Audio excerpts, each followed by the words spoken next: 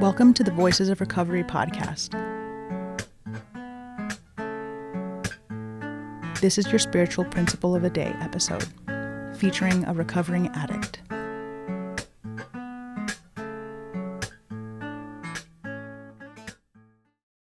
Hi, my name is Lauren. My clean date is January 10th, 2011. You're listening to the Voices of Recovery podcast. This is the spiritual principle of the day for May 14th. Autonomy and the ties that bind. Autonomy offers us the freedom to try new things, and we demonstrate courage when we make new efforts to better carry our message. Guiding Principles, Tradition 4, 4 groups. When Tradition 4 says that each group should be autonomous, it opens the gate for creative expressions of our primary purpose. What comes next, except in matters affecting other groups or NA as a whole, defines the path beyond that gate.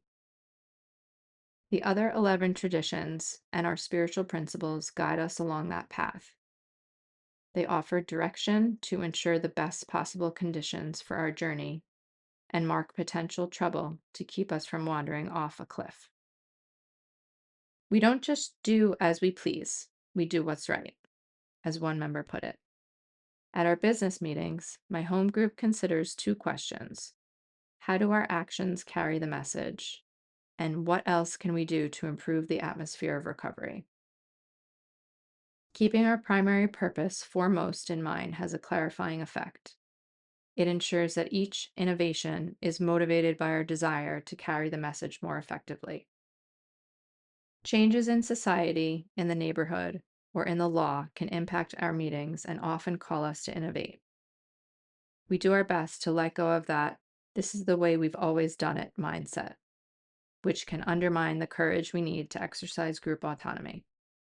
It may be helpful to distinguish between the capital T traditions that guide all our efforts in NA and the small t traditions, local customs or norms, that sometimes feel as important.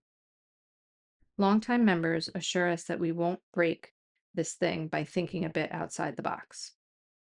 We're reminded to strive for unity, not uniformity, and to evaluate proposed changes with our hearts open and the guidance of all the 12 traditions in mind.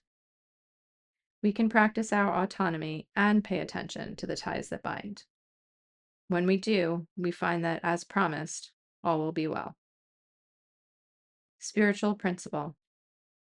I will appreciate both the freedom that group autonomy offers and the continuity that our guiding principles provide.